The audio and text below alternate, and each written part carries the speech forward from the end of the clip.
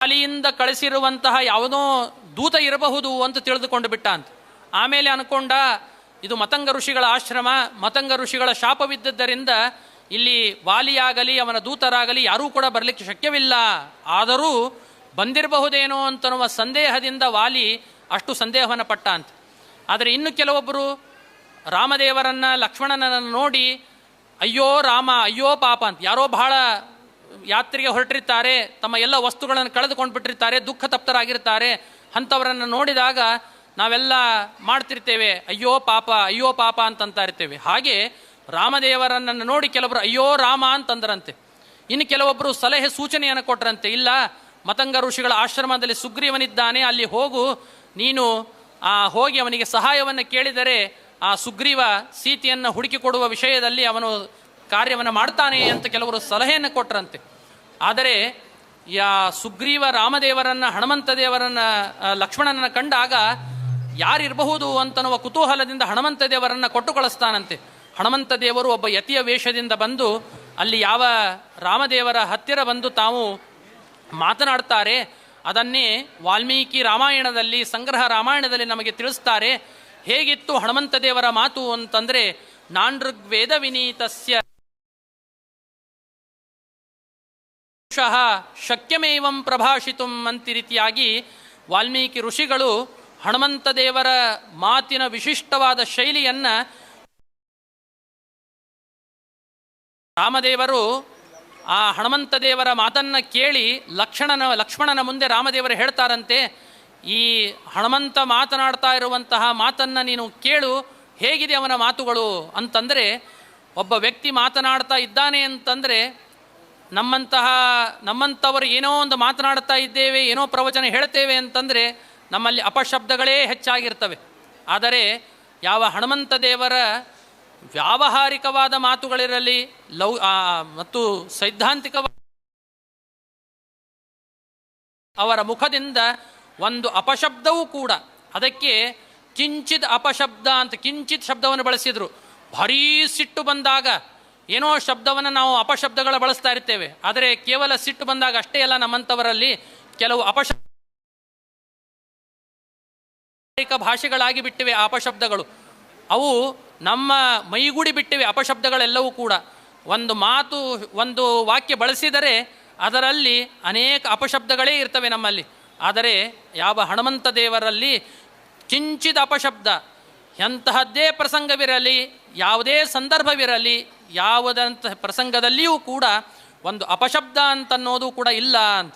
ಇದು ಏನು ಸೂಚನೆಯನ್ನು ಮಾಡ್ತದೆ ಅಂತಂದರೆ, ಅವರ ಹಿಂದಿನ ಅಧ್ಯಯನ ನಮಗೆ ಸೂಚನೆ ಮಾಡ್ತದೆ ಅಂತ ರಾಮದೇವರು ಲಕ್ಷ್ಮಣ ದೇವರ ಮುಂದೆ ಹೇಳ್ತಾರಂತೆ. ಋಗ್ವೇದ ವಿನೀತಸ್ಯ, ಋಗ್ವೇದವನ್ನು ಚೆನ್ನಾಗಿ ಅಧ್ಯಯನವನ್ನು ಮಾಡಿರುವಂತಹ, ಯಜುರ್ವೇದ ಸಾಮವೇದ ಸಕಲ ಶಾಸ್ತ್ರಗಳನ್ನು ಅಧ್ಯಯನವನ್ನು ಮಾಡಿರುವಂತಹ ವ್ಯಕ್ತಿಯ ಮುಖದಿಂದ ಇಂತಹ ಅಪಶಬ್ದಗಳು ಬರಲಿಕ್ಕೆ ಶಕ್ಯವಿಲ್ಲ ಅಂತ ರೀತಿಯಾಗಿ ವಿಷಯವನ್ನು ತಿಳಿಸ್ತಾರೆ. ಹಾಗಾಗಿ ಇಂತಹ ಹನುಮಂತ ದೇವರ ಮುಂದೆ ಭೀಮಸೇನ ದೇವರ ಶ್ರೀಮದ್ ಆಚಾರ್ಯರ ವಿಶಿಷ್ಟವಾದ ಮಹಿಮೆಯ ವರ್ಣನೆಯನ್ನು ಈ ಒಂದು ಯಾವ ಮಧ್ವನಾಮದ ಕೃತಿಯ ಮೂಲಕವಾಗಿ ತಿಳಿಸಿಕೊಟ್ಟಿದ್ದಾರೆ. ಇಂತಹ ಮಧ್ವನಾಮ ಇದೊಂದು ವಾಯುಸ್ತುತಿ, ವಾಯುದೇವರ ವಿಶಿಷ್ಟವಾದ ಮಹಾತ್ಮೆಯನ್ನು ತಿಳಿಸುವಂತಹ ಕೃತಿಯಾಗಿದೆ. ಏನು ಇದರಲ್ಲಿ ವಾಯುದೇವರ ಒಂದು ವಿಶಿಷ್ಟವಾದ ಮಹಾತ್ಮೆಯನ್ನು ತಿಳಿಸಿಕೊಟ್ಟಿದ್ದಾರೆ, ಆ ಮೂಲಕವಾಗಿ ಭಗವಂತನ ಉಪಾಸನೆಯನ್ನು, ವಾಯುದೇವರು ಜೀವೋತ್ತಮರು, ಆ ಜೀವೋತ್ತಮರಾದ ವಾಯುದೇವರಿಗಿಂತಲೂ ಉತ್ತಮನಾಗಿದ್ದಾನೆ ಭಗವಂತ ಅಂತ ನಾವು ಉಪಾಸನೆಯನ್ನು ನಾವು ನಿತ್ಯದಲ್ಲಿ ನಾವು ಮಾಡೋಣದರಿಂದ ಇದು ಭಗವಂತನಿಗೆ ಅತ್ಯಂತ ಪ್ರೀತ್ಯಾಸ್ಪದ ಅಂತ ರೀತಿಯಾಗಿ ಅನೇಕ ವಿಷಯಗಳನ್ನು ತಿಳಿಸಿಕೊಟ್ಟಿದ್ದಾರೆ. ಹೀಗೆ ಅಂತಹ ಏನೋ ನೋಡಲಿಕ್ಕೆ ಸಾಮಾನ್ಯ ಕೃತಿ ಅಂತ ಅನ್ನಿಸ್ತದೆ, ಆದರೆ ವಿಶಿಷ್ಟವಾದ ಅರ್ಥಗಳಿಂದ ಗರ್ಭಿತವಾದದ್ದು. ಇದನ್ನು ಅನುವಾದವನ್ನು ಮಾಡೋದು ತಿಳಿಸೋದು ಅಂತಂದರೆ ಇದರ ಯೋಗ್ಯತೆ ಸರ್ವಥಾ ಇಲ್ಲ. ಆದರೂ ಏನೇ ಒಂದು ಎರಡು ಶಬ್ದಗಳನ್ನು ಮಾತನಾಡಿದ್ದೇನೆ ಕಾರಕರಾದ ಗುರುಗಳು ಮಹಾಸ್ವಾಮಿಗಳವರೇ ತಾವೇ ನಿಂತು ನುಡಿದು ನನ್ನಿಂದ ನುಡಿಸಿದ್ದಾರೆ. ಹಾಗಾಗಿ ಇದರಲ್ಲಿ ಏನೇ ಗುಣಗಳಿದ್ದರೆ ಅವೆಲ್ಲವೂ ನಮ್ಮ ಸ್ವರೂಪೋದ್ಧಾರಕರಾಗಿರುವಂತಹ ಗುರುಗಳದು, ದೋಷಗಳಿದ್ದರೆ ಅವೆಲ್ಲ ಕೊಂಡು ಸರಿಯಾದ ಶಾಸ್ತ್ರದ ಗ್ರಹವನ್ನು ಮಹಾಸ್ವಾಮಿಗಳವರು ಮಾಡಲಿ ಅಂತ ಸಂದರ್ಭದಲ್ಲಿ ಪ್ರಾರ್ಥನೆಯನ್ನು ಮಾಡ್ತಾ ಈ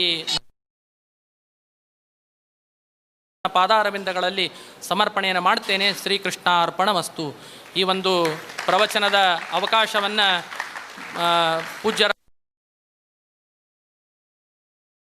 ಮತ್ತು ಇಲ್ಲಿಯ ವ್ಯವಸ್ಥಾಪಕರು ಎಲ್ಲ ವಿದ್ವಾಂಸರು ಈ ಒಂದು ಅವಕಾಶವನ್ನು ಕೊಟ್ಟಿದ್ದಾರೆ.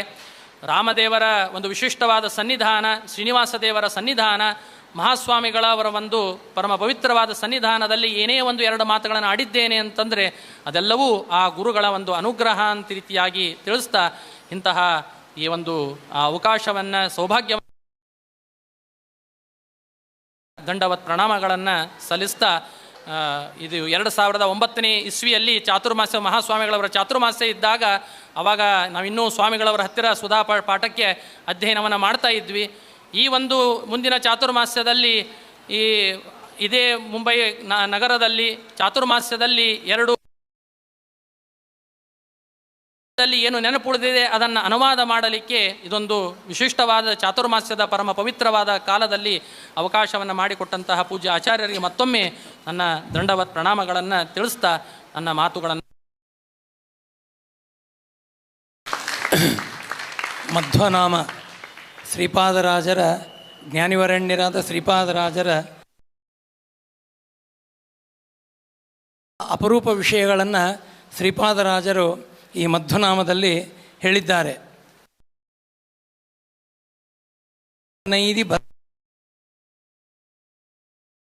ಶಾಸ್ತ್ರವ ಪಠಿಸಿದ ಉರ್ವಿಯೊಳು ಮಾಯೆ ಬೀರಲು ತತ್ವ ಮಾರ್ಗ ಅಂತ ನಮಗೆ ಗೊತ್ತದ್ದು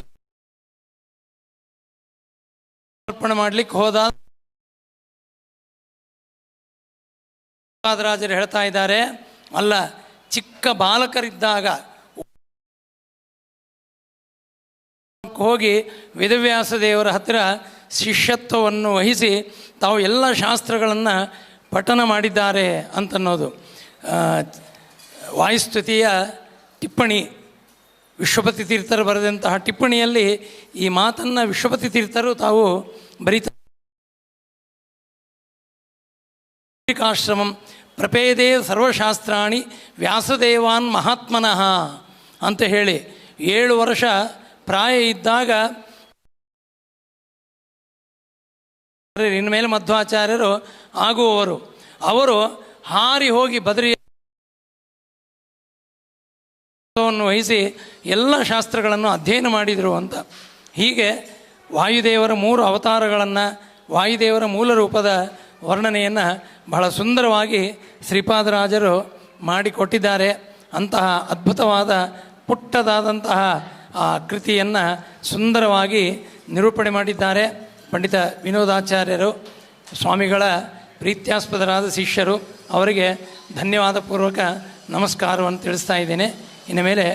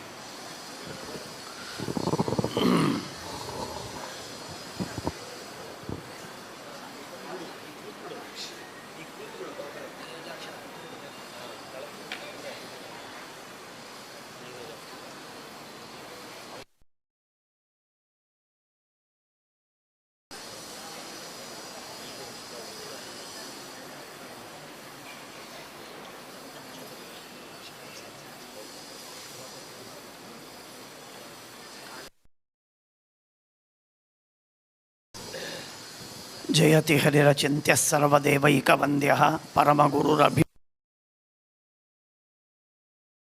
ಗುಣಗಣಾರ್ಣೋ ನಿತ್ಯ ನಿರ್ಮುಕ್ತ ದೋಷಃ ಸರಸಿಜನಯನೋಸೌ ಶ್ರೀಪತಿರ್ಮಾನದೋನಃ ಧರ್ಮ ವಿಜ್ಞಾನ ವೈರಾಗ್ಯ ಪರಮೈಶ್ವರ್ಯಶಾಲಿನಃ ಆನಂದತೀರ್ಥ ಭಗವತ್ಪಾದಾನ್ ವಂದೇ ನಿರಂತರಂ. ನಮೋಸ್ತು ತಾತ್ವಿಕಾ ದೇವಾ ವಿಷ್ಣುಭಕ್ತಿಪರಾಯಣಾಃ ಧರ್ಮಮಾರ್ಗೇ ಪ್ರೇರಯಂತು ಭವಂತಃ ಸರ್ವ ಏವ ಹಿ. ಯಸ್ಯ ವಾಕ್ ಕಾಮಧೇನುರ್ನಃ ಕಾಮಿತಾರ್ಥಾನ್ ಪ್ರಯಚ್ಛತಿ ಸೇವೇತಂ ಜಯಯೋಗೀಂದ್ರಂ ಕಾಮಬಾಣಚ್ಛಿದಂ ಸದಾ. ನೌಮಿನ್ಯಾಯ ಸುಧಾದಿಕೃಜ್ಜಯಮುನೀನ್ ಶ್ರೀಪಾದರಾಕ್ಷಾಧಿವಿಹರಾನ್ ಶ್ರೀವಾದಿರಾಜಾನಪಿ ವಂದೇ ಹಂಸವರಾನ್ ರಘೂತ್ತಮಗುರೂನ್ ವೈದಗ್ಧ್ಯವಾರಾಂನಿಧೀನ್ ಶ್ರೀ ಸತ್ಯವ್ರತ ರಾಘವೇಂದ್ರ ಮುನಿಪಾನ್ ಸದ್ಬೋಧ ಸಧ್ಯಾನಪಾನ್. ಶಾಸ್ತ್ರೇಷು ಪಾರದೃಶ್ವಾನಂ ಶಾಸ್ತ್ರಜ್ಞೇಷು ಚ ವತ್ಸಲಂ ಗುರುಂ ಭಜೆ. ವಿದ್ಯಾಪೀಠ ವಿಧಾತಾರಂ ವಿದ್ಯಾವಾರಿಧಿ ಚಂದಿರಂ ವಿದ್ಯಾರ್ಥಿವತ್ಸಲಂ ವಂದೇ ಮಹಾಮಹಿಮ ಸದ್ಗುರುಂ. ಶ್ರೀ ಗುರುಭ್ಯೋ ನಮಃ. ಹರಿ ಓಂ.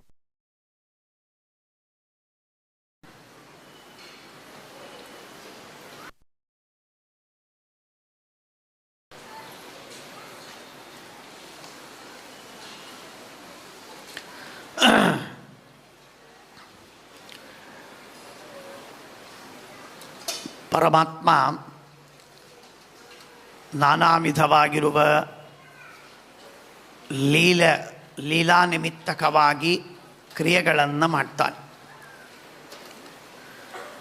ನಾನಾ ವಿಧವಾದದ್ದು ಅಂತಂದರೆ ಊಹೆ ಮಾಡಲು ಸಾಧ್ಯವಿಲ್ಲದಷ್ಟು ನಾನಾ ವಿಧವಾದ ಕ್ರಿಯೆಗಳನ್ನು ಭಗವಂತ ಮಾಡ್ತಾನೆ. ಅವುಗಳಲ್ಲಿ ಭಗವಂತ ಏನೇನು ಪದಾರ್ಥಗಳು ಜಗತ್ತಿನಲ್ಲಿವೆ, ಯಾವುದನ್ನೆಲ್ಲ ಯಾವ ರೀತಿಯಾಗಿ ಭೋಗವನ್ನು ಮಾಡಬೇಕು, ಆಯಾ ರೀತಿಯಾಗಿ ಆ ಎಲ್ಲ ಪದಾರ್ಥಗಳನ್ನು ಭೋಗ ಮಾಡ್ತಾನೆ. ಅಂತಹ ಭಗವಂತನಿಗೆ ಭೋಗ್ಯವಾಗದಿರುವುದು ಯಾವುದೂ ಇಲ್ಲ. ಒಂದರ್ಥದಲ್ಲಿ ಭೋಗವನ್ನು ಮಾಡ್ತಾನೆ. ಭೋಗವನ್ನು ಮಾಡುವುದು ಎನ್ನುವುದಕ್ಕೆ ಅರ್ಥ ಏನು ಅನ್ನೋದು ಅಂತನ್ನುವ ಅರ್ಥ. ಇದು ಅವಶ್ಯವಾಗಿ ಭೋಗ, ಅದರಲ್ಲೇನು ವಿವಾದವಿಲ್ಲ. ಆಹಾರವನ್ನು ಭೋಗ ಮಾಡುವುದು, ತಿಂದು ಮಾಡುವುದು ಹೇಗೋ ಆ ರೀತಿಯಾಗಿ ಶಾಸ್ತ್ರ ಹೇಳುತ್ತದೆ, ಐತರೇಯ ಉಪನಿಷತ್ತು ಹೇಳುತ್ತದೆ, ಶ್ರೀಮದ್ ಆಚಾರ್ಯರು ವ್ಯಾಖ್ಯಾನವನ್ನು ಮಾಡ್ತಾರೆ. ಅದನ ಆಘ್ರಾಣ ದೃಷ್ಟ್ಯಾಖ್ಯ ಭೋಗತ್ರಯ ವಿಭಾಗ. ತಿನ್ನೋದು ಬಾಯಿಯಿಂದ, ನಾಲಿಗೆಯಿಂದ, ಹಲ್ಲಿನಿಂದ ಅಗಿದು ತಿನ್ನುವುದು, ಇದು ಒಂದು ತರಹದ ಭೋಗ ಅಂತಾದರೆ, ಇದು ನಾವೆಲ್ಲ ಇವನ್ನೆಲ್ಲ ಭೋಗ ಮಾಡುವುದು ಇದೇ ರೀತಿ. ಆ ರೀತಿಯಾಗಿ ಭಗವಂತ ಅದನ್ನು ಎಷ್ಟು ಬೇಕೋ ಅಷ್ಟು ವಿವರಣೆಯನ್ನು ಆಮೇಲೆ ಕೊಡ್ತೆ. ಜೊತೆಗೆ ಆಘ್ರಾಣ ವಾಸನೆಯನ್ನು ತೆಗೆದುಕೊಳ್ಳುವುದು, ಮೂಗಿನಿಂದ ವಾಸನೆಯನ್ನು ತೆಗೆದುಕೊಳ್ಳುವುದು.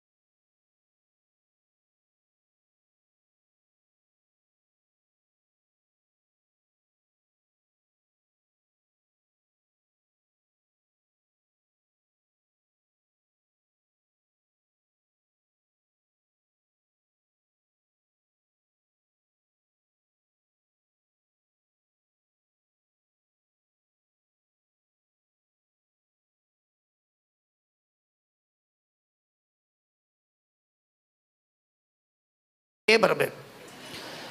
ಹಳ್ಳಿಗಳಲ್ಲಿ ಹೋದರೆ ನಮ್ಮ ಐನಾಪುರಕ್ಕಿರ್ಬೋದು, ಬೆಂಗಳೂರಿಗಿರ್ಬೋದು, ಮೈಸೂರಿಗಿರ್ಬೋದು, ಇನ್ನು ಅನೇಕ ಊರುಗಳು, ಎಲ್ಲ ಊರುಗಳಲ್ಲೂ ಅಲ್ಲಿ ವಾಸನೆ ಘಮ್ಮಂತ ಪರಿಮಳ ಬರ್ತಿರ್ತದೆ, ಭಾರೀ ವಾಸನೆ ಬರ್ತಿರ್ತದೆ. ಆ ರೀತಿಯಾಗಿ ವಾಸನೆಯನ್ನು ತೆಗೆದುಕೊಂಡಾಗ ವಾಸನೆ ಬರೋದಿಲ್ಲ ಅಂತಿಲ್ಲ. ಅನಿಚ್ಛತೋಪಿ ಸುಗಂಧ ಜ್ಞಾನ ಬರ್ತದೆ, ಬೇಡ ಬೇಡ ಅಂತಂದರೂ ವಾಸನೆ ಬಂದುಬಿಡ್ತದೆ.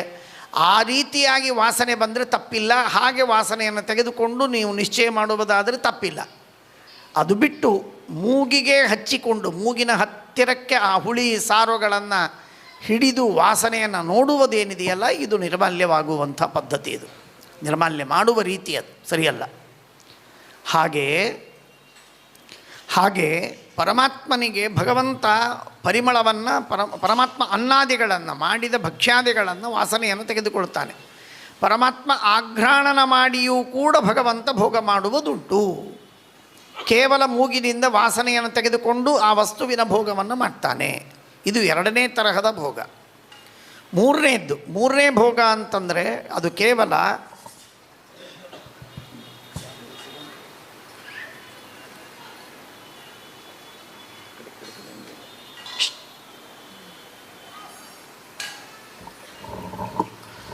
ಮೂರನೇ ತರಹ ಭೋಗ ಅಂತಂದರೆ ಕಣ್ಣಿನಿಂದ ಭೋಗ. ಕಣ್ಣಿನಿಂದ ಭೋಗ ಎಲ್ಲ ವಿಧವಾದಂಥದ್ದು. ಬಂಗಾರವನ್ನು ನೋಡ್ತೇವೆ, ಅದನ್ನು ಭೋಗ ಮಾಡ್ತೇವೆ. ಆಭರಣಗಳನ್ನು ನೋಡ್ತೇವೆ, ಭೋಗ ಮಾಡ್ತೇವೆ. ಸೀನನ್ನು ನೋಡ್ತೇವೆ, ಸಮುದ್ರವನ್ನು ಭೋರ್ಗರೆಯುವ ಭಾರಿ ಅದ್ಭುತವಾದ ಸಮುದ್ರವನ್ನು, ಇದೆಲ್ಲ ಭೋಗಗಳು ಕಣ್ಣಿನಿಂದ ಮಾಡುವ ಭೋಗ. ಆ ರೀತಿಯಾಗಿರುವಂತಹ ಕಣ್ಣಿನಿಂದಲೂ ಭೋಗವನ್ನು ಮಾಡುವುದಿದೆ, ಮೂಗಿನಿಂದಲೂ ಭೋಗ ಇದೆ, ಹಾಗೂ ನಾಲಿಗೆಯಲ್ಲಿ ಬಾಯಿಯಲ್ಲಿ ಹಾಕಿಕೊಂಡು ತಿಂದು ಭೋಗವನ್ನು ಮಾಡುವುದಿದೆ. ದೇವರು ಭಗವಂತ ನಾವು ಇಟ್ಟ ಅನ್ನವನ್ನು 3 ರೀತಿಯಿಂದ ಭೋಗ ಮಾಡ್ತಾನೆ. ಇದು ಶಾಸ್ತ್ರೀಯವಾದಂತಹ ಒಂದು ಪ್ರಮೇಯ. ಇದು ಅತ್ಯಂತ ಸೂಕ್ಷ್ಮವಾದಂತಹ ಒಂದು ಪ್ರಮೇಯವಿದು.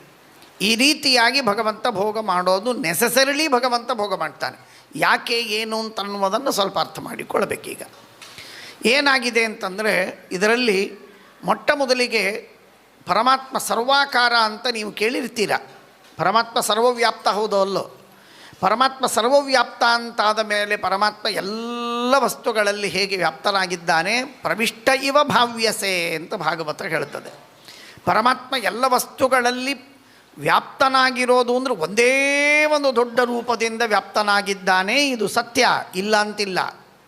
ಎಲ್ಲ ಒಂದೇ ಒಂದು ರೂಪ, ನಾರಾಯಣ ರೂಪ ಅನಂತ ದೇಶದಲ್ಲಿ ವ್ಯಾಪಿಸಿದೆ. ಆ ವ್ಯಾಪಿಸಿದಾಗ ಪಕ್ಕದಲ್ಲಿ ಗೋಡೆಗಳಿವೆ, ಮಧ್ಯದಲ್ಲಿ ಆಕಾಶ ಇದೆ, ಅದಾದ ಮೇಲೆ ದೇವಸ್ಥಾನ, ಅದರ ಮುಂದೆ ಬಂಗಾರದ ಮಂಟಪ, ಅದರಲ್ಲಿ ಮೂಲರಾಮದೇವರು, ಅದರ ಎದುರಿಗೆ ಸ್ವಾಮಿಗಳು, ಅದರ ಪಕ್ಕದಲ್ಲಿ ಬ್ರಾಹ್ಮಣರು, ಹೀಗೆ ನಾವು ನೀವು ಅದು ಇದು ಭಕ್ಷ್ಯ ಭೋಜ್ಯ ಏನೇನಿದೆಯೋ ಎಲ್ಲ ಕಡೆಗೂ ಪರಮಾತ್ಮ ಒಂದೇ ಒಂದು ರೂಪದಿಂದ ವ್ಯಾಪಿಸಿರ್ತಾನೆ.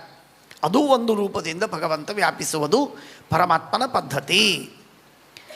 ಆ ರೂಪವೇನಿದೆಯಲ್ಲ ಅದು ಪ್ರವಿಷ್ಟ ಇವ ಭಾವ್ಯಸೆ ಅಂತ ಅದಕ್ಕೆ ಕರೆಯೋದಿಲ್ಲ. ಯಾಕೆ ಅಂತಂದ್ರೆ ಅನುಪ್ರವಿಷ್ಟ ಅಂತಂತಾರೆ. ಸಚ್ಚತ್ಯಚ್ಛಾಭವತ ನಿರುಕ್ತಂಚ ನಿರುಕ್ತಂಚ ತತ್ ಸೃಷ್ಟ್ವಾ ತದೇವ ಅನುಪ್ರಾವಿಶತ ತದನುಪ್ರವಿಶ್ಯ ಸಚ್ಚತ್ಯಚ್ಛಾಭವತ್. ಅನುಪ್ರವೇಶ ಅಂದರೆ ಈ ಕಂಬ, ಬಂಗಾರದ ಕಂಬ ಇದೆಯಲ್ಲ, ಆ ಬಂಗಾರದ ಕಂಬದಲ್ಲೇ ಅದೇ ಆಕಾರವಾಗಿ ಭಗವಂತ ಇದ್ದಾನೆ. ಅದೇ ಆಕಾರವಾಗಿ ನಮ್ಮ ದೇಹ ಏನು ಆಕಾರದಿಯಲ್ಲ ಅದೇ ಆಕಾರದಲ್ಲಿ ಭಗವಂತ ಇದ್ದಾನೆ. ನಿಮ್ಮ ಎಲ್ಲ ಜೀವರಾಶಿಗಳೇನೇನು ಆಕಾರವಿದೆಯಲ್ಲ ಆಯಾ ಆಕಾರಗಳಲ್ಲಿ ಭಗವಂತ ಇದ್ದಾನೆ. ಹೀಗೊಂದು ಭಗವಂತನ ರೂಪವಿದೆ. ಅದು ಪ್ರತ್ಯೇಕವಾಗಿರುವಂತಹ ಭಗವಂತನ ರೂಪಗಳವು. ಆ ರೀತಿಯಾಗಿರುವಂತಹ ಭಗವಂತನ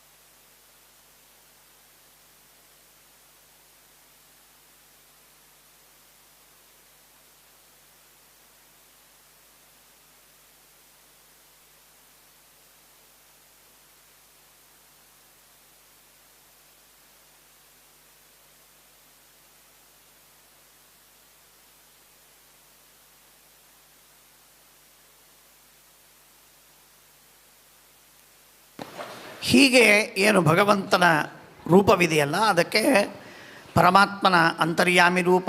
ಆ ಅಂತರ್ಯಾಮಿ ರೂಪ ಆಯಾ ಪದಾರ್ಥದ ಆಕಾರದಲ್ಲಿ ಆ ಭಗವಂತ ಒಳಗಿದ್ದಾನೆ. ಹಣ್ಣಿನಲ್ಲಿ ಹಣ್ಣಿನ ಆಕಾರ, ಹೂವಿನಲ್ಲಿ ಹೂವಿನ ಆಕಾರ, ಮನುಷ್ಯನಲ್ಲಿ ಮನುಷ್ಯನ ಆಕಾರ, ಆನೆಯಲ್ಲಿ ಆನೆಯಂತೆ, ಹಾವಿನಲ್ಲಿ ಹಾವಿನಂತೆ.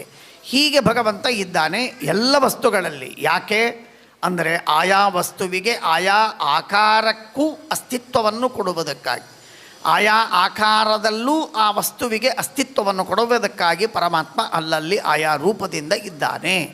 ಹಾಗಾಗಿ ನಾವೇನು ಅನ್ನವನ್ನು ಮಾಡ್ತೇವೆ, ಆ ಅನ್ನವನ್ನು ಮೊದಲು ಅಕ್ಕಿಯ ರೂಪದಲ್ಲಿ ಇರುವ ಭಗವಂತ ಆ ಅಕ್ಕಿಯನ್ನು ಅನ್ನವಾಗಿ ಮಾಡಿದಾಗ ಅನ್ನದ ರೂಪದಲ್ಲೂ ಭಗವಂತ ಅನ್ನದಲ್ಲಿ ಸನ್ನಿಹಿತನಾಗ್ತಾನೆ.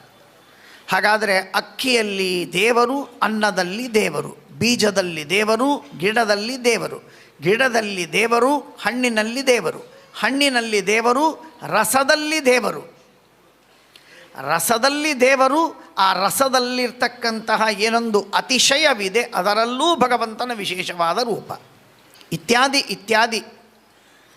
ಇದು ಅದ್ಭುತವಾಗಿರುವಂತಹ ವಿಷಯವಿದೆಲ್ಲ ಇರಲಿ. ಹಾಗಾಗಿ ಭಗವಂತ ಅನ್ನದಲ್ಲಿರುವ ತನ್ನ ರೂಪವನ್ನು ಭಗವಂತ ತಾನು ತಿಂತಾನೆ, ಚರ್ವಣ ಮಾಡುವುದಿಲ್ಲ, ತಿಂತಾನೆ. ಭಗವಂತನ ಆ ವಿಧವಾದಂತಹ ಅನ್ನದಲ್ಲಿರುವ ಭಗವಂತನ ರೂಪವನ್ನು ಭಗವಂತ ಆಸ್ವಾದನೆ ಮಾಡ್ತಾನೆ ಅಂತನ್ನೋದೇನಿದೆ, ನಾಲಿಗೆಯಿಂದ ಆಸ್ವಾದನೆ ಮಾಡೋದು ಇದು ಒಂದು ವಿಧವಾದ. ಪರಮಾತ್ಮ ನಾಲಿಗೆಯಿಂದ ತಿನ್ನುವುದೇನಿದೆ, ಪ್ರತಿಮೆಯಲ್ಲಿ ಇರುವ ಭಗವಂತ ಏನು ರೂಪವನ್ನು ಆಸ್ವಾದನೆ ಮಾಡ್ತಾನೆ, ಇದು ಕೇವಲ ಸ್ವಾಖ್ಯ ರೂಪ, ಸ್ವಾಖ್ಯ ರಸವನ್ನು ಮಾತ್ರ ಭೋಗ ಮಾಡ್ತಾನೆ. ಸ್ವ ಎಂದರೆ ದೇವರು, ದೇವರೇ ರಸವಾಗಿ ಇದ್ದಾನಲ್ಲ, ದೇವರೇ ಅನ್ನವಾಗಿ, ಹಣ್ಣಿನಲ್ಲಿ ಹಣ್ಣಾಗಿ, ಭಕ್ಷ್ಯಗಳಲ್ಲಿ ಭಕ್ಷ್ಯವಾಗಿ, ಹಾಲು ಮೊಸರುಗಳಲ್ಲಿ ಹಾಲು ಮೊಸರಾಗಿ, ಕೇಶವಾದಿ ನಾಮಗಳಿಂದ ಭಗವಂತ ಇದ್ದಾನಲ್ಲ, ಚಂದ್ರಾದ್ಯಂತರ್ಯಾಮಿಯಾಗಿ. ಆ ಭಗವಂತನೇನಿದ್ದಾನೋ ಆ ಭಗವಂತನನ್ನು ಭಗವಂತ ತಾನು ತನ್ನ ರೂಪವನ್ನು ತಾನು ಮುಖದಿಂದ ಬಾಯಿಯಿಂದ ತಿಂತಾನೆ. ಏನಿದರರ್ಥ? ತಿನ್ನೋದು ಅಂದರೆ ಏನಿದು, ಏನಿದೆಲ್ಲ ಈ ವ್ಯಾಪಾರ ಅಂದರೆ ಆ ಅನ್ನದಲ್ಲಿರುವ ತನ್ನ ಏನೊಂದು ಗುಣ ಮಹಿಮೆಗಳಿವೆಯಲ್ಲ, ಅನಂತ ಗುಣ ಮಹಿಮೆಗಳು, ಆ ಅನಂತವಾದ ಗುಣ ಮಹಿಮೆಗಳನ್ನು ಭಗವಂತ ತಾನು ತನ್ನ ಪ್ರತಿಮೆಯಲ್ಲಿರುವಂತಹ ರೂಪದಿಂದ ಪರಮಾತ್ಮ ಅವುಗಳನ್ನು ಭೋಗಿಸ್ತಾನೆ, ಅನುಭವಿಸ್ತಾನೆ. ಎಸ್, ನಾನು ಆ ಅನ್ನದಲ್ಲೂ ಇಷ್ಟೇ ಅನಂತ ರೂಪಗಳಿಂದ ಇದ್ದೇನೆ ಎಂದಾಗಿ ಭಗವಂತ ತನ್ನ ಅನ್ನದಲ್ಲಿ ಅಂತರ್ಯಾಮಿಯಾದ ತನ್ನ ರೂಪದ ಅನಂತ ಗುಣಗಳನ್ನು ತಾನು ಸಾಕ್ಷಾತ್ಕಾರ ಮಾಡಿಕೊಂಡು ಹಿರಿ ಹಿರಿ ಹಿರಿ ಹಿರಿ ಹಿಗ್ಗುತ್ತಾನೆ, ಆನಂದ ಪಡ್ತಾನೆ. ಅಂದರೆ ಆ ಭಗವಂತನಿಗೆ ಆ ಅನ್ನದಲ್ಲಿರುವ ತನ್ನದೇ ಆದ ರೂಪದಲ್ಲಿರುವ ಅನಂತವಾದ ಗುಣಗಳ ಭೋಗ ಇರಲಿಲ್ವಾ? ಹಾಗಾದರೆ ಅವನಿಗೆ ಆ ಅನಂತ ಭೋಗಗಳನ್ನು ಮಾಡಿದ್ದಕ್ಕಾಗಿ ಬರಬೇಕಾದ ಆನಂದ ಮೊದಲಿಗೆ ಇರಲಿಲ್ವಾ ಎನ್ನುವ ಎಲ್ಲ ಪ್ರಶ್ನೆಗಳಿಗೆ ಶ್ರೀಮದಾಚಾರ್ಯರು ಅದ್ಭುತವಾಗಿ ಉತ್ತರವನ್ನು ಕೊಡ್ತಾರೆ. ಇದು ಭಗವಂತನ ಮೊಟ್ಟ ಮೊದಲಿಗೆ ಯಾಕೆ ಭೋಗ ಮಾಡ್ತಾನೆ ಅಂತನ್ನುವುದಕ್ಕೆ ಲೀಲೆ ಎಂದಾಗಿ ಆಚಾರ್ಯರು, ಕೇವಲ ಲೀಲಾ ಎಂದಾಗಿ ಉತ್ತರ. ತನ್ನನ್ನು ತಾನು ಅನುಭವಿಸುವುದು ಮುಂದೆ ಬರುವ ಆನಂದ, ಅದು ಆನಂದ ಬರುತ್ತದೆ ಅಂದರೆ ಮೊದಲಿಗಿಲ್ಲ ಅಂತಂಥ ಅರ್ಥವ? ಇಲ್ಲ, ಮೊದಲಿಗಿತ್ತು. ಮೊದಲಿಗಿದ್ದ ಆನಂದ ಮತ್ತೆ ಬರೋದು ಅಂದರೆ ಏನರ್ಥ? ಇದು ಪರಮಾತ್ಮನ ಅಚಿಂತ್ಯ ಶಕ್ತಿ.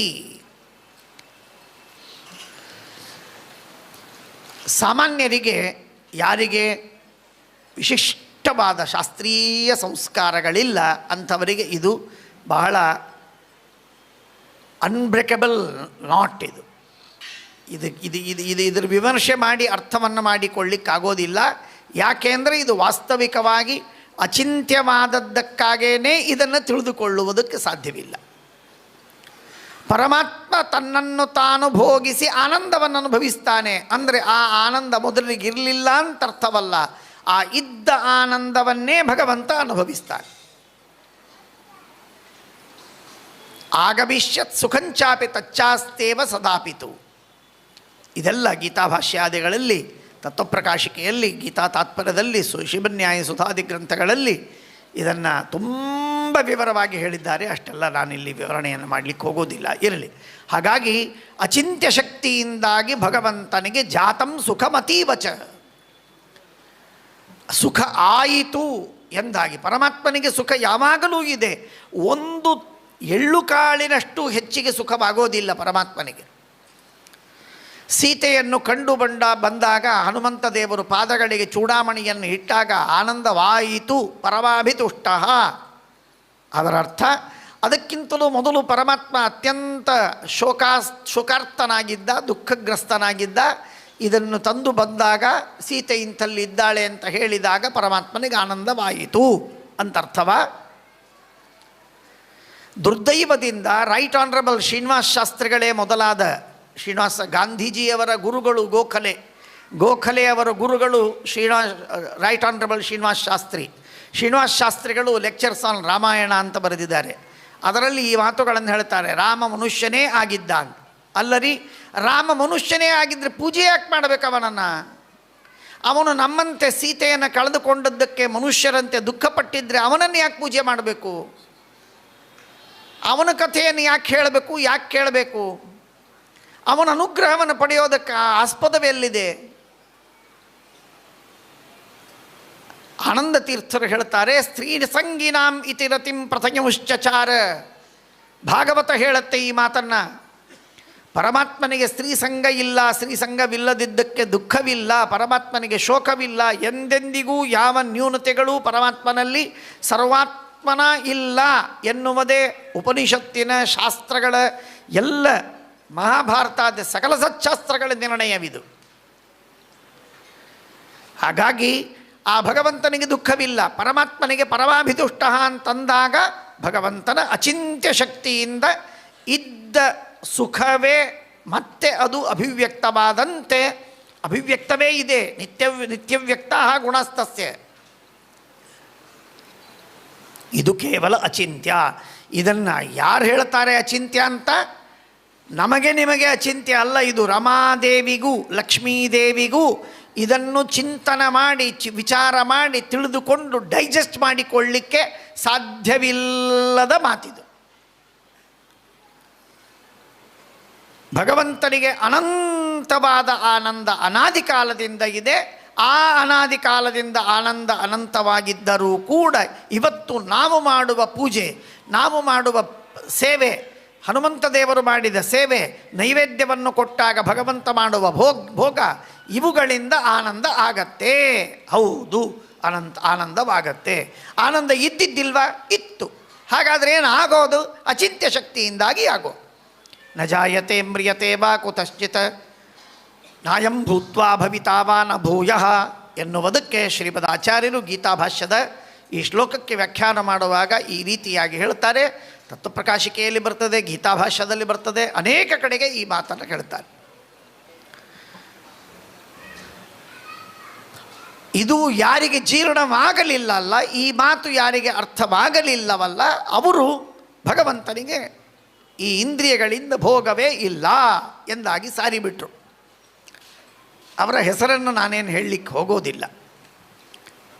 ಆದ್ದರಿಂದ ಆ ಪರಮಾತ್ಮ ತನ್ನನ್ನು ತಾನು ಅನ್ನಾದಿಗಳಲ್ಲಿರುವ ತನ್ನ ರೂಪವನ್ನು ಕಂಡು ನಾವು ಸಮರ್ಪಣೆ ಮಾಡಿದಾಗ ಭಗವಂತ ಅತ್ಯಂತ ಆನಂದ ಭರಿತನಾಗ್ತಾನೆ. ಅದನ್ನು ತಿಂದು ತನ್ನದೇ ರಸ, ಅಪ್ರಾಕೃತವಾದ ರಸ. ಈ ರಸದ ಹೋಲಿಕೆ ಅದಕ್ಕೆ ಸ್ವಲ್ಪ ಉಂಟು. ಒಂದು ಅಂಶದಲ್ಲಿ ಅಂದರೆ ನಾನು ಮಕ್ಕಳು ಅಳೋದು ಬೇಡ, ಗಮನ ಕೊಟ್ಟು ಕೇಳಿ ಎಲ್ಲರೂ. ಒಂದು ಸಣ್ಣ ದೀಪದ ಹುಳ ಅಂತ ಇರುತ್ತೆ. ನೀವು ಕಾಡಿನಲ್ಲಿ ಕತ್ತಲೆಯಲ್ಲಿ ಅಲ್ಲಿ ಇಲ್ಲಿ ಹೋದಾಗ ದೀಪದ ಹುಳ ಕಾಣುತ್ತೆ. ಆ ದೀಪದ ಹುಳದ ದೀಪ ಹೌದೋ ಅಲ್ಲೋ? ಆ ಅರ್ಥಪ್ರಕಾಶತ್ವಾಂತನ್ನುವುದು ಅಥವಾ ಪ್ರಕಾಶತ್ವಾಂತನ್ನುವುದೇನಿದೆ ಅದಕ್ಕೂ ಸೂರ್ಯನಿಗೂ ಅಥವಾ ಗ್ಯಾಲಕ್ಸಿಗಳಿಗೂ ಇರುವ ಏನೊಂದು ಅಂತರವಿದೆ. ಸುಮ್ಮನೆ ಉದಾಹರಣೆಗೆ ನಾನು ಹೇಳ್ತೇನೆ.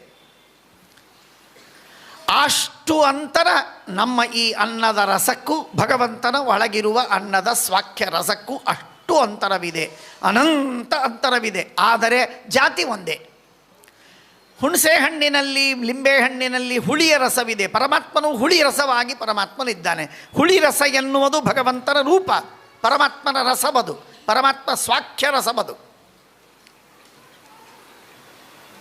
ಸಕ್ಕರೆಯಲ್ಲಿ ಸಿಹಿಯಾಗಿದ್ದಾನೆ, ಆ ಸಿಹಿ ಎನ್ನುವುದು ಭಗವಂತನ ರಸ. ಇದೆಲ್ಲವನ್ನೂ ಕೂಡ ಪರಮಾತ್ಮ ನಾಲಿಗೆಯಿಂದ ತಾನು ಆಸ್ವಾದನೆ ಮಾಡ್ತಾನೆ, ಸಂತೋಷ ಪಡ್ತಾನೆ. ಇದುವೇ ನೈವೇದ್ಯ. ನಮ್ಮ ಅಂತರ್ಯಾಮಿಯಾಗಿರುವಂತಹ ಭಗವಂತ, ಆ ಪ್ರತಿಮೆಯಲ್ಲಿ ಅಂತರ್ಯಾಮಿಯಾದ ಪರಮಾತ್ಮನಿಗೆ, ಅನ್ನಾದಿಗಳಲ್ಲಿ ಅಂತರ್ಯಾಮಿಯಾದ ಭಗವಂತನನ್ನು ಸಮರ್ಪಿಸುವುದೇ ನೈವೇದ್ಯ. ಅದರ ಅರ್ಥ ಏನು? ನಾನು ಅಂದರೆ ದೇವರನ್ನು ದೇವರೇ ಕೊಟ್ಟು ಬಿಟ್ಟ. ದೇವರಿಗೆ, ಪ್ರತಿಮೆಯಲ್ಲಿರುವ ದೇವರಿಗೆ, ದೇವರು ನನ್ನಲ್ಲಿರುವ ದೇವರು, ದೇವರನ್ನು, ಅನ್ನಾದಿಗಳಲ್ಲಿರುವ ದೇವರನ್ನು ಕೊಟ್ಟು ಬಿಟ್ಟ, ಸಮರ್ಪಿಸಿದ. ಪರಮಾತ್ಮನಲ್ಲಿ ವಿಶೇಷವಿದೆ, ಅವೆಲ್ಲ ಶಾಸ್ತ್ರೀಯವಾದ ವಿಷಯ. ಆ ವಿಶೇಷಬಲಾತಿ ಭೇದ ವ್ಯವಹಾರ, ಭೋಗ ಮಾಡುವುದು ಲೀಲೆಯಿಂದ, ಸುಖವಾಗುವುದು ಅಚಿಂತ್ಯ ಶಕ್ತಿಯಿಂದ. ಇದು ನಿತ್ಯದಲ್ಲಿ ಚಿಂತನವನ್ನು ಮಾಡಬೇಕಾಗಿರುವಂಥದ್ದು, ನಿತ್ಯದಲ್ಲಿ ಚಿಂತನ ಮಾಡಬೇಕಾದದ್ದು. ಹಾಗಾಗಿ ಆ ಭಗವಂತನಿಗೆ ಇದು ಒಂದಾದರೆ, ಎರಡನೇ ಭಾಗ ಅಂತಂದರೆ ಮೂಸಿ ನೋಡುವ, ಮೂಗಿನಿಂದ ಆಘ್ರಾಣನ ಮಾಡುವಂತಹ ರೂಪಗಳು, ರಸಗಳು. ಆ ರಸಗಳು ಯಾವುದು? ಲಕ್ಷ್ಮೀದೇವಿಯ ರಸ.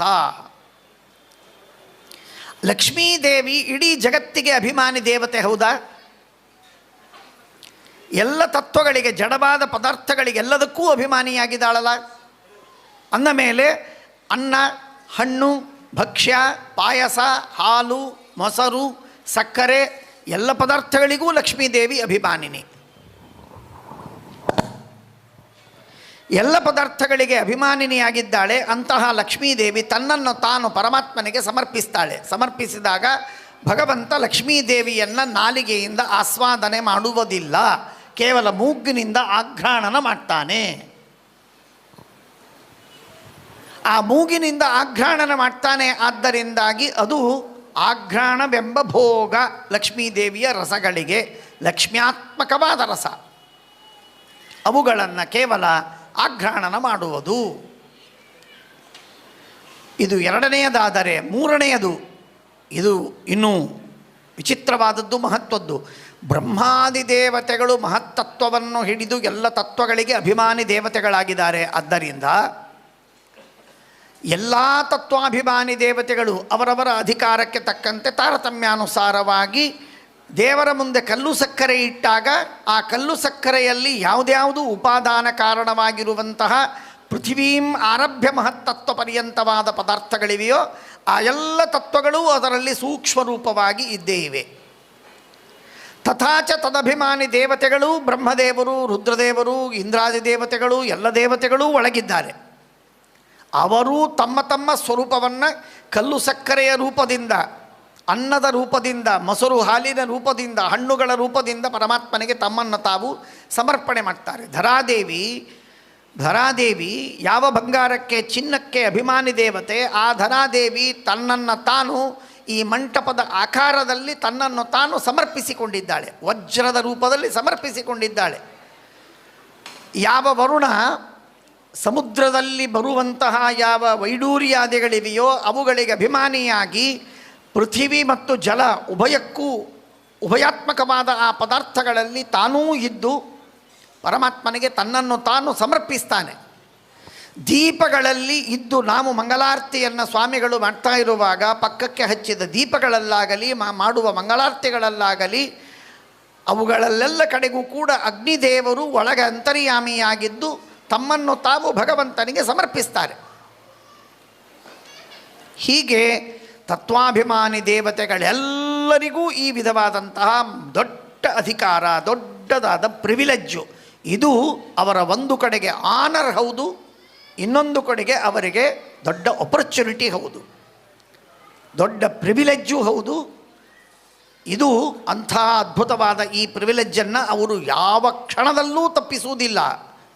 ಇದು ನಾವು ತಿಳಿಬೇಕಾದರೆ ಗಂಗಾ ಗಂಗೇತಿಯೋ ಬ್ರೂಯಾತ್ ಅಂತನ್ನುವಾಗ ಇಮಮ್ಮೆ ಗಂಗೆ ಯಮುನೆ ಸರಸ್ವತಿ ಶತುದ್ರಿ ಸ್ತೋಮಕಂ ಸಚತಾಪರುಷ್ಟಿನ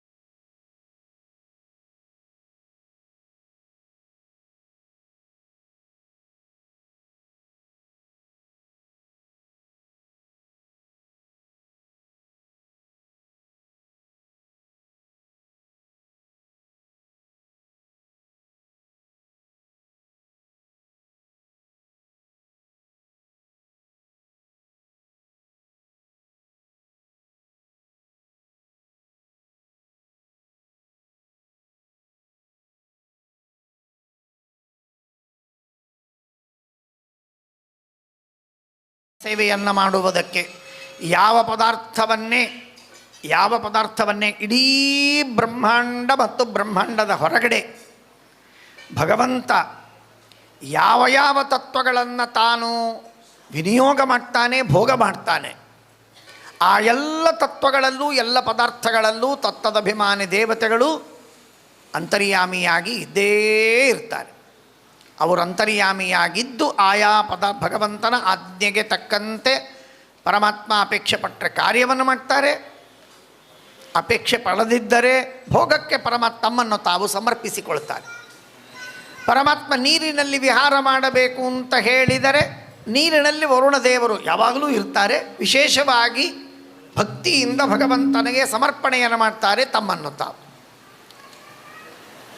ಹೀಗೆ ಭಗವಂತನ ವ್ಯಾಪಾರಗಳಲ್ಲಿ ಇದು ಎಲ್ಲ ದೇವತೆಗಳು ಮಾಡುವಂತಹ ಸೇವೆ, ಸಹಕಾರ, ನಿರಂತರವಾದ ಆರಾಧನೆ, ಇದನ್ನು ಶಾಸ್ತ್ರ ನಮಗೆ ವಿಶೇಷವಾಗಿ ಇದೇ ಮಾತು ಲಕ್ಷ್ಮೀದೇವಿಗೆ ಎಕ್ಸ್ಟೆಂಡ್ ಮಾಡಿದಾಗ ಛತ್ರ ಚಾಮರ ವ್ಯಜನ ಪರ್ಯಂಕ ಪಾತ್ರ ರೂಪದಾಗಿ ಇದ್ದು ಲಕ್ಷ್ಮೀದೇವಿ ಚಿತ್ರಚರಿತನಾದ ಪರಮಾತ್ಮನನ್ನು ಸೇವೆ ಮಾಡ್ತಾಳೆ. ಅಂದರೆ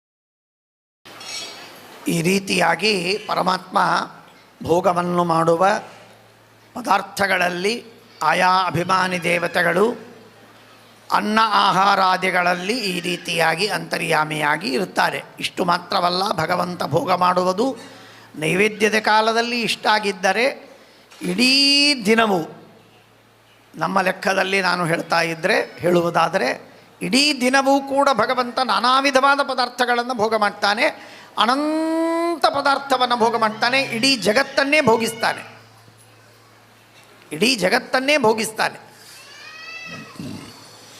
ಶ್ರೀಮದ್ ಆಚಾರ್ಯರು ಒಂದು ಮಾತನ್ನು ಹೇಳ್ತಾರೆ, ಪರಮಾತ್ಮ ಸೃಷ್ಟಿಯನ್ನು ಮಾಡ್ತಾನೆ, ಆ ಸೃಷ್ಟಿಯನ್ನು ಮಾಡಿದ್ದನ್ನು ಭೋಗಿಸ್ತಾನೆ.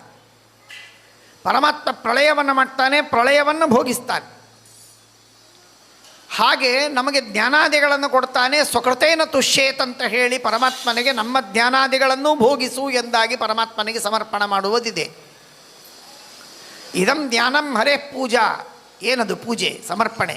ಏನದು? ಪರಮಾತ್ಮ ನಮಗೆ ಕೊಟ್ಟ ಜ್ಞಾನದಿಂದ ಭಗವಂತ ಸಂತೋಷ ಪಡ್ತಾನೆ. ಒಬ್ಬ ಆರ್ಟಿಸ್ಟು, ಸುಮ್ಮನೆ ಉದಾಹರಣೆಗೆ ಹೇಳ್ತೇನೆ, ಕೇವಲ ಅತೀ ಸ್ಥೂಲವಾಗಿರುವ ದೃಷ್ಟಾಂತ. ಒಂದು ಆರ್ಟಿಸ್ಟು ಒಂದು ಚಿತ್ರವನ್ನು ತೆಗೆದಾಗ, ಚಿತ್ರವನ್ನು ತೆಗೆದೊಡನೆ ತೆಗಿತಾ ಇರುವಾಗಲೇ ದೂರದಿಂದ ನೋಡಿ ನೋಡಿ ಆನಂದ ಪಡ್ತಾನೆ. ಸಂಗೀತಗಾರ ಉತ್ತಮವಾದ ಸಂಗೀತವನ್ನು ಆಲಾಪ ಮಾಡಿ ಅತೀ ಸಣ್ಣ ಧ್ವನಿಯಲ್ಲಿ, ಅತೀ ದೊಡ್ಡ ಧ್ವನಿಯಲ್ಲಿ, ಅತಿ ದೀರ್ಘಕಾಲದ ಧ್ವನಿಯನ್ನು ಎಳೆದು ತಾನು ಆಲಾಪವನ್ನು ಮಾಡುವಾಗ ತಾನು ಆ ಆಲಾಪವನ್ನು ಆನಂದ ಪಡ್ತಾನಲ್ಲ. ಶಿಲ್ಪವನ್ನು ಕೆತ್ತನೆ ಮಾಡತಕ್ಕಂತಹ ಒಬ್ಬ ಸ್ಕಲ್ಪ್ಟರ್ ಯಾವ ರೀತಿಯಾಗಿ ಪ್ರತಿಮೆಯನ್ನು ನಿರ್ಮಾಣ ಮಾಡುವಾಗ ಒಂದೊಂದು ಭಾಗಗಳು ಪೂರ್ಣಗೊಂಡಂತೆ ಅದನ್ನು ಅನುಭವಿಸಬೇಕೋ, ಹಾಗೆ ಭಗವಂತ ಒಬ್ಬೊಬ್ಬ ಜೀವರನ್ನು ಹುಟ್ಟಿಸಿದಾಗಲೂ, ಇಡೀ ಬ್ರಹ್ಮಾಂಡವನ್ನು ಹುಟ್ಟಿಸಿದಾಗಲೂ, 14 ಲೋಕಗಳನ್ನು ನಿರ್ಮಾಣ ಮಾಡುವಾಗಲೂ, ಒಂದೊಂದು ಪರಮಾಣುವನ್ನು ನಿರ್ಮಾಣ ಮಾಡುವಾಗಲೂ ಭಗವಂತ ಆನಂದ ಪಡುತ್ತಾನೆ. ಈ ಪರಮಾಣುವಿನಲ್ಲಿ ನಾನು ಇಷ್ಟು ಆಟಮ್ಗಳನ್ನು ಇಟ್ಟಿದ್ದೇನೆ, ಇಷ್ಟು ಇಲೆಕ್ಟ್ರಾನ್ಗಳನ್ನು ಇಟ್ಟಿದ್ದೇನೆ, ಇದು ಇಷ್ಟು ತಿರುಗತ್ತೆ, ಇಷ್ಟು ಶಕ್ತಿಯಿಂದ ವೇಗವಾಗಿ ತಿರುಗತ್ತೆ, ಇಂಥ ಶಕ್ತಿ ಉಳ್ಳದ್ದಾಗಿದೆ ಇತ್ಯಾದಿಯಾಗಿ ಪರಮಾತ್ಮನ ಎಲ್ಲ ಎಲಿಮೆಂಟುಗಳನ್ನು ನಿರ್ಮಾಣ ಮಾಡುವಾಗ ಭಗವಂತ ಆನಂದವೋ ಆನಂದ. ಅಹಂ ಸರ್ವಸ್ಯ ಪ್ರಭವ ಮತ್ತ ಸರ್ವಂ ಪ್ರವರ್ತತೆ,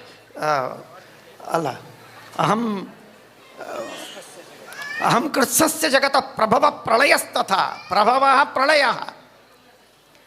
ಪರಮಾತ್ಮ ನಮಗೆ ಆನಂದವನ್ನು ಕೊಟ್ಟು, ನಮಗೆ ಜ್ಞಾನವನ್ನು ಕೊಟ್ಟ. ನಾನು ಶಾಸ್ತ್ರವನ್ನು ಓದಿದೆ, ಜ್ಞಾನವನ್ನು ಕೊಟ್ಟ. ಜ್ಞಾನವನ್ನು ಕೊಟ್ಟಾಗ ದೇವರ ಆನಂದ ಪಡ್ತಾನೆ. ಓ, ಇವನಿಗೆ ನಾನು ಜ್ಞಾನವನ್ನು ಕೊಟ್ಟೆ ಅಂತ ಭಗವಂತ ಖುಷಿಪಟ್ಟ. ಆ ಭಗವಂತ ಏನು ಖುಷಿ ಪಡ್ತಾನೆ, ಅದೇ ಆನಂದ, ಅದೇ ಭೋಗ. ಅದು ಭೋಗದಿಂದ ಅಭಿವ್ಯಂಗ್ಯವಾಗುವಂಥದ್ದು, ಅದೇ ಅಚಿಂತ್ಯ ಶಕ್ತಿ. ಹಾಗಾಗಿ ಎಲ್ಲ ಪದಾರ್ಥವನ್ನು ಕೂಡ ಭಗವಂತ ಭೋಗ ಮಾಡ್ತಾನೆ. ಕಾಲವನ್ನು, ದೇಶವನ್ನು, ಜೀವರಾಶಿಗಳನ್ನು, ಅವರ ಉತ್ಪತ್ತಿ, ಸ್ಥಿತಿ, ಸಂಹಾರ, ನಿಯಮನ, ಜ್ಞಾನಾಜ್ಞಾನ, ಬಂಧಮೋಕ್ಷಗಳನ್ನು, ಮಗನ ಮದುವೆಯನ್ನು ಮಾಡಿ ಆ ಮದುವೆಯಾದಾಗ ಮಗನ ಮದುವೆ, ಆ ಹಬ್ಬ ಅವುಗಳನ್ನು ನೋಡಿ ತಂದೆ ಸಂತೋಷ ಪಡೋದಿಲ್ಲವೇ? ಹಾಗೆ ಪರಮಾತ್ಮ ನಮ್ಮೆಲ್ಲರೂ ನಾವು ಸಂಸಾರದಲ್ಲಿ ಇದ್ದದ್ದನ್ನು ನೋಡಿ ಭಗವಂತ ಸಂತೋಷ ಪಡ್ತಾನೆ. ಮಗ ಸನ್ಯಾಸಿಯಾದರೆ ಇನ್ನೂ ಖುಷಿಯಾಗಿ ಬಿಡುತ್ತದೆ. ಹಾಗೆ ನಾವೆಲ್ಲರೂ ಮುಕ್ತರಾದರೆ ಪರಮಾತ್ಮ ಮತ್ತಷ್ಟು ಸಂತೋಷ ಪಡ್ತಾನೆ.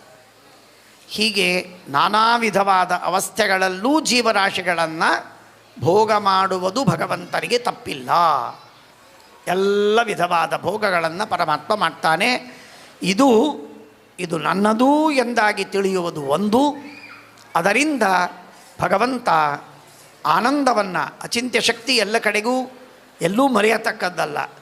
ಪರಮಾತ್ಮನ ಲೀಲೆ ಎಲ್ಲೂ ಮರೆಯತಕ್ಕದ್ದಲ್ಲ. ಪರಮಾತ್ಮನ ಅಚಿಂತ್ಯ ಶಕ್ತಿ, ಪರಮಾತ್ಮನ ಕೇವಲ ಲೀಲೆ, ಪರಮಾತ್ಮನ ವಿಶೇಷ ಎನ್ನುವಂತಹ ಏನೊಂದು ಭೇದಹೀನೇಪಿ ಭೇದ ಕಾರ್ಯನಿರ್ವಾಹಕವಾದಂತಹ ವಿಶೇಷ, ಈ ಮೂರೂ ಸೇರಿಕೊಂಡು ಭಗವಂತನ ಭೋಗವನ್ನು ನಿರ್ವಾಹ ಮಾಡುವಂಥದ್ದು. ಇಂಥ ಭೋಗವನ್ನು ನಾವು ಈಗ ನಾವು ವಿಚಾರವನ್ನು ಮಾಡೋಣ. ಪರಮಾತ್ಮ ಲಕ್ಷ್ಮೀದೇವಿಯನ್ನು ಭೋಗ ಮಾಡುವುದುಂಟು. ಅಂದರೆ ಅನಂತಾನಂತ ಜೀವ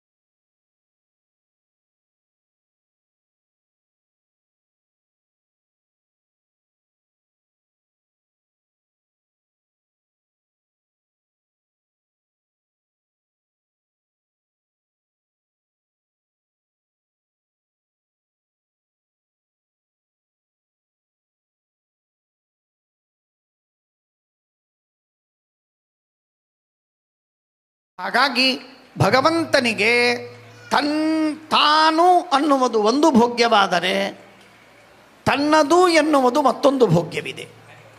ತಾನು ಎನ್ನುವುದು ಒಂದು ಭೋಗ್ಯ,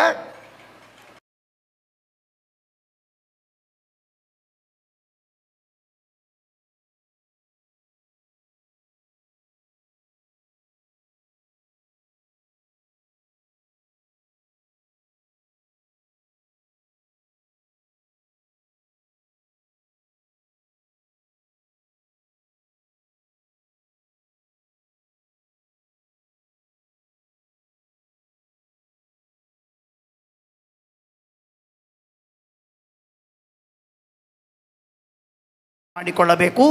ಇದು ಎಲ್ಲ ರೂಪಗಳಲ್ಲಿ ಸತ್ಯ. ಅಂದರೆ ಕೃಷ್ಣ, ರಾಮ, ನರಸಿಂಹ, ವೇದವ್ಯಾಸ, ಹಯಗ್ರೀವ, ವಾಸುದೇವ, ಸಂಕರ್ಷಣ, ಪ್ರದ್ಯುಮ್ನ, ಮೂಲರೂಪಿ ನಾರಾಯಣ, ವಿಷ್ಣು, ವಿಶ್ವರೂಪ, ವಿರಾಟ್ ರೂಪ, ಹೀಗೆ ಅನಂತ ಅನಂತ ರೂಪಗಳಲ್ಲೂ ಈ ಮಾತು ಹೋಲ್ಡ್ಸ್ ಗುಡ್. ಅನಂತ ರೂಪಗಳಲ್ಲೂ ಈ ವಿಧವಾದಂತಹ ಮಹಾಮಹಿಮೆ ಉಂಟೇ ಉಂಟು. ಮಾತ್ರವಲ್ಲ, ಪ್ರತಿ ಕ್ಷಣಕ್ಕೂ ಭಗವಂತ ಎಲ್ಲವನ್ನು ಭೋಗ ಮಾಡ್ತಾನೆ. ಇದೊಂದು ಮಾತನ್ನು ಶ್ರೀಮದಾಚಾರ್ಯರು ಹೇಳುವುದನ್ನು ನಾವು ಅರ್ಥ ಮಾಡಿಕೊಳ್ಳಬೇಕು. ತುಂಬ ಕಷ್ಟ, ಜೀರ್ಣವಾಗೋದಿಲ್ಲ, ನಮ್ಮ ಬುದ್ಧಿ ಮಂದ. ಆದರೆ ಶಾಸ್ತ್ರ ಹೇಳುತ್ತೆ ಪರಮಾತ್ಮನ ಮಹಾವೈಭವ, ಅದನ್ನು ತಿಳಿಬೇಕು. ಏನು ಅಂದರೆ, ಇವತ್ತು ಭಗವಂತ ಇದ್ದಾನೆ, ಹೌದಲ್ಲ? ಆ ಭಗವಂತನಿಗೆ ಇನ್ನೂ ಒಂದು ಕೋಟಿ ಕೋಟಿ ಕೋಟಿ ಕೋಟಿ ಕಲ್ಪಗಳಾದ ಮೇಲೆ ಒಂದು ಬ್ರಹ್ಮಾಂಡವನ್ನು ನಿರ್ಮಾಣ ಮಾಡಿದಾಗ ಯಾವುದೋ ಒಬ್ಬ ಭಕ್ತ ಕಲ್ಲ ಸಕ್ಕರೆ ಇಟ್ಟು ದೇವರಿಗೆ ನೈವೇದ್ಯ ಮಾಡ್ತಾನೆ ಅಂತನ್ನಿ. ಒಂದು ಉದಾಹರಣೆ ಕೊಡ್ತಾ ಇದ್ದೇನೆ ಕೇವಲ. ಕೋಟಿ ಕೋಟಿ ಕಲ್ಪ ಬ್ರಹ್ಮಾಂಡಗಳಾದ ಮೇಲೆ ಭಗವಂತನಿಗೆ ಒಬ್ಬ ಭಕ್ತ ಕಲ್ಲು ಸಕ್ಕರೆ ಇಟ್ಟು ನೈವೇದ್ಯವನ್ನು ಮಾಡುವಾಗ ಏನು ಆನಂದವಾಗಬೇಕೋ ಭವಿಷ್ಯತ್ತಿನಲ್ಲಿ, ಆ ಆನಂದ, ಆ ಭೋಗ ಈಗ ಇದೆ ಪರಮಾತ್ಮನಿಗೆ. ಆ ಭೋಗ, ಆ ಆನಂದ ಈಗ ಇದೆ ಭಗವಂತನಿಗೆ. ನಾನು ಆರಂಭದಲ್ಲಿ ಒಂದು ಮಾತನ್ನು ಹೇಳಿದೆ, ಆಗಮಿಷ್ಯತ್ ಸುಖಂಚಾಪಿ ಅಂತ. ಅದೇ ಮಾತಿನ ವಿವರಣೆಯನ್ನು ಬೇರೆ ರೀತಿಯಿಂದ, ಬೇರೆ ಮುಖದಿಂದ ನಾನು ಹೇಳ್ತಾ ಇದ್ದೆ. ಇದು ಭಗವಂತನ ಅಚಿಂತ್ಯವಾದ ಶಕ್ತಿ. ಭಗವಂತನ ವಿಷಯದಲ್ಲಿ ನಾನು ಅನೇಕ ಬಾರಿ ಹೇಳ್ತೇನೆ, ಇನ್ನೂ 100 ಬಾರಿ 1000 ಬಾರಿ ಹೇಳ್ತೇನೆ. ಚಾತುರ್ಮಾಸ್ಯ ಮುಗಿಯೋದರೊಳಗೂ 1000 ಬಾರಿ ಹೇಳಿ ಮುಗಿಸ್ತೇನೆ.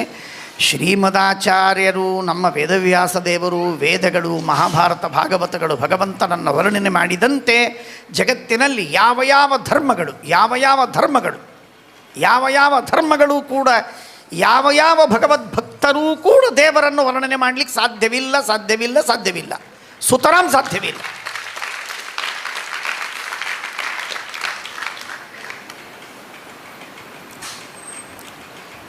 ಕೋಟಿ ಜನರನ್ನು ತೆಗೆದುಕೊಂಡು ಬನ್ನಿ, ಕೋಟಿ ಕಲ್ಪಗಳ ಕಳೆಯಲಿ, ಶ್ರೀಮದಾಚಾರ್ಯರು ಪಿಯರ್ಲೆಸ್, ಅವರಿಗೆ ಅನ್ಬೀಟಬಲ್, ಅವರಿಗೆ ಯಾರೂ ಸಮಾನರಾದವರೆಲ್ಲ. ಅಂಥ ಅದ್ಭುತವಾದ ರೀತಿಯಲ್ಲಿ ಶ್ರೀಮದಾಚಾರ್ಯರ ಸರ್ವಮೂಲಗಳಲ್ಲಿ ದಿವ್ಯವಾದಂತಹ ಪ್ರಮೇಯಗಳನ್ನು, ಅತಿ ದಿವ್ಯವಾಗಿರುವ ಭಗವನ್ ಮಹಿಮೆಗಳನ್ನು ಅತ್ಯಂತ ಅದ್ಭುತವಾದ ರೀತಿಯಲ್ಲಿ ಪ್ರತಿಯೊಂದಕ್ಕೂ ಕೂಡ ಭಾಳ ಮಹತ್ವದ ಮಾತು. ಈಗ ಮಾತನ್ನು ಗಮನ ಕೊಡಿ. ಪ್ರತಿಯೊಂದಕ್ಕೂ ಕೂಡ ಕಾರಣವನ್ನು ಕೊಟ್ಟು, ಯುಕ್ತಿಯನ್ನು ಹೇಳಿ, ರೀಸನ್ಗಳನ್ನು ಕೊಟ್ಟು, ರ್ಯಾಷನಾಲಿಟಿಯ ತಳಹದಿಯ ಮೇಲೆ ಈ ಮಾತುಗಳನ್ನು ಸಮರ್ಥನೆ ಮಾಡ್ತಾರೆ ಆಚಾರ್ಯರು. ಕೆಲವೊಮ್ಮೆ ಯಾವ ಸಂದರ್ಭದಲ್ಲಿ ಶಾಸ್ತ್ರ ಹೇಳುತ್ತೆ ಭಗವಂತನ ಮಹಾಮಹಿಮೆ ಏನಾಗತ್ತೆ, ಭಗವಂತ ಅನ್ನುವವನೇ ಸಾಮಾನ್ಯವಾಗಿ ಏನಾಗುತ್ತೆ ಅಂದರೆ ನಮ್ಮ ಬುದ್ಧಿ ಬಹಳ ಅಲ್ಪ. ಈಗ ಉದಾಹರಣೆಗೆ, ಜಗತ್ತಿಗೆ ಪ್ರಯೋಜನ ಇದೆಯೋ ಇಲ್ವೋ ಅಂತ ಕೇಳಿದರೆ ಸೈಂಟಿಸ್ಟ್ ಹೇಳ್ತಾರೆ ದೇಹದಲ್ಲಿ ನೋಡಿದರೆ ಪ್ರಯೋಜನವಿದೆ ಅಂತಂತಾರೆ. ಜಗತ್ತನ್ನು, ಈ ಗ್ಯಾಲಕ್ಸಿಗಳನ್ನು ನೋಡಿದರೆ ಏನು ಪ್ರಯೋಜನ ಇಲ್ಲ ಅಂತಂತಾರೆ. ನಾನ್ಸೆನ್ಸ್ ಇದು. ಸೃಷ್ಟಿ ಮಾಡುವ ಭಗವಂತ ಪ್ರಯೋಜನವಿಲ್ಲದೆ ಒಂದು ತೃಣವನ್ನು ಸೃಷ್ಟಿ ಮಾಡುವುದಿಲ್ಲ. ಅಂಥದ್ದು ಇಡೀ ಬ್ರಹ್ಮಾಂಡವನ್ನು ಪರಮಾತ್ಮ ಪ್ರಯೋಜನವಿಲ್ಲದೆ ಸೃಷ್ಟಿ ಮಾಡಲಿಕ್ಕೆ ಸಾಧ್ಯವಾ? ನಮಗೆ ಗೊತ್ತಿಲ್ಲ. ಯಾಕೆ ಅಂತ ನಮಗೆ ತಿಳಿದಿಲ್ಲ. ನಮಗೆ ತಿಳಿದಿಲ್ಲ, ಯಾಕೆ ಅಂತ ಕಾರಣ ಗೊತ್ತಿಲ್ಲ, ಪ್ರಯೋಜನ ಗೊತ್ತಿಲ್ಲ ಅಂದ ಮಾತ್ರಕ್ಕೆ ನಾವು ಪ್ರಯೋಜನವನ್ನು ಅಪಲಾಪ ಮಾಡುವುದಲ್ಲ, ಅದು ನಮ್ಮ ಮೂರ್ಖತನವಾಗ್ತದೆ. ಹಾಗಾಗಿ ಆ ಭಗವಂತನ ಅದ್ಭುತವಾಗಿರುವಂತಹ ಏನು ಮಹಿಮೆಗಳಿವೆಯಲ್ಲ, ಇದು ಯಾವುದು ನಮಗೆ ಅರ್ಥವಾಗೋದಿಲ್ಲ ಅಂತಿದೆಯಲ್ಲ, ಅದೆಲ್ಲವೂ ಭಗವಂತನ ಸ್ವರೂಪ. ಪರಮಾತ್ಮ ಶಾಸ್ತ್ರ ಮೊದಲಿನ ಮಾತನ್ನು ಹೇಳಿತು, ದೇವರ ಬಗ್ಗೆ ಚಿಂತನವನ್ನು ಮಾಡುವಾಗ ಮೊಟ್ಟ ಮೊದಲಿನ ಶಬ್ದ ದೇವರದು ಅಚಿಂತ್ಯ ಅನಂತ. ದೇವರು ಅನಂತ ಅಚಿಂತ್ಯ, ಏನು ಬೇಕಾಗಿಲ್ಲ, ಬಹಳೇನು ನಾವು ವೇದಶಾಸ್ತ್ರಗಳಿಂದ ತಿಳಿದು ನಾವು ಹೇಳಬೇಕಾದ ಮಾತಿಲ್ಲ, ಭಾಳ ಅಗತ್ಯವೇ ಇಲ್ಲ. ಕೇವಲ ಭಗವಂತ ಮಾಡಿದ ಸೃಷ್ಟಿ ಅನಂತವಾಗಿದೆ, ಅಚಿಂತ್ಯವಾಗಿದೆ ಅನ್ನುವುದಾಗಿ ನಾವು ಕಂಡ್ರೆ ಸಾಕು. ಸೃಷ್ಟಿ ಅಚಿಂತ್ಯವಾಗಿದೆ, ಅನಂತವಾಗಿದೆ. ಹೀಗಿರುವಾಗ ನಾವೇನಂತ ದೇವರನ್ನೇನಂತ ಹೇಳೋದು? ಅಂಥ ಅದ್ಭುತವಾಗಿರುವಂತಹ ಸೃಷ್ಟಿಕರ್ತೃವಾದವನು, ಸ್ಥಿತಿಕರ್ತೃವಾದವನು, ಜಗತ್ತಿನ ನಿಯಮನವನ್ನು ಮಾಡುವಂತಹ ಸ್ವಾಮಿ ಪರಮಾತ್ಮ ಎಂದು ಅರ್ಥವನ್ನು ನಾವು ಮಾಡಿಕೊಳ್ಳಬೇಕಾದದ್ದುಂಟು. ಆಚಾರ್ಯರು ಈ ಮಾತನ್ನು ಪದೇ ಪದೇ ಕಾಠಕೋಪನಿಷತ್ತು, ಕೇನೋಪನಿಷತ್ತು ಹೇಳುತ್ತದೆ, ಯಸ್ಯಾಮತಂ ತಸ್ಯ ಮತಂ. ನನಗೆ ತಿಳಿದಿಲ್ಲ ಭಗವಂತ ಅನಂತನಾಗಿದ್ದಾನೆ ಅಂತ ಯಾರು ತಿಳಿದಿದ್ದಾರೋ ಅವನು ದೇವರ ವಸ್ತುಸ್ಥಿತಿಯನ್ನು ತಿಳಿದಂತೆ.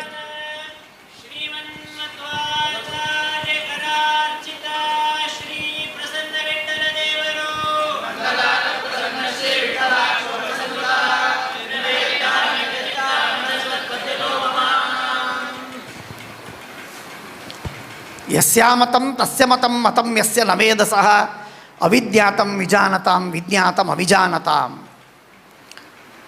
ನಮ್ಮ ಯೋಗ್ಯತೆಗೆ ತಕ್ಕಂತೆ ಏನೋ ಒಂದು ಕಣ, ಒಂದು ತೃಣ, ಒಂದು ಎಳ್ಳು ಕಾಳಿನಷ್ಟು ನಾವು ಧ್ಯಾನವನ್ನು ಮಾಡಿಕೊಳ್ಳುವುದಷ್ಟೇ. ಜಗತ್ತಿನ ಧ್ಯಾನವೇ ಆಗದಿದ್ದಾಗ ಜಗನ್ನಾಥನ ಧ್ಯಾನ ನಮಗೇನಾಗತ್ತೆ? ಅನಂತವಾಗಿದೆಯಲ್ಲ ಜಗತ್ತು. ಇಂಥ ಈ ಭಗವಂತನ ಮಹಾಮಹಿಮೆಯನ್ನು ಅರ್ಥ ಮಾಡಿಕೊಳ್ಳುವುದು ಸಾಧ್ಯವಿಲ್ಲ ಅಂತ ತಿಳಿಸ್ತಾ ಶಾಸ್ತ್ರ ನಮಗೆ ಬೋಧನೆ ಮಾಡುವಂಥ ಮಾತು ಪರಮಾತ್ಮ ಅಚಿಂತ್ಯ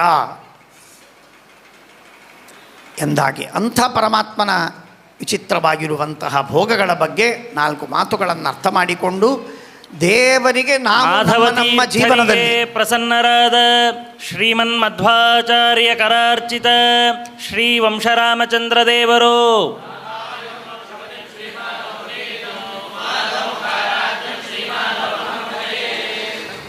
ಅದಕ್ಕಾಗೇನೆ ಬೃಹತ್ ಛಾಂದೋಗ್ಯೋಪನಿಷತ್ತಿನಲ್ಲಿ ಶಾಂಡಿಲ್ಯ ವಿದ್ಯೆಯಲ್ಲಿ ಒಂದು ಮಾತು ಹೇಳ್ತಾರೆ, ಸರ್ವಕಾಮ ಸರ್ವಕರ್ಮ ಸರ್ವರಸ ಸರ್ವಧರ್ಮ ಸರ್ವಮಿದಂ ಅಭ್ಯಾತ್ತಃ ಅವಾಕ್ಯನಾದರ.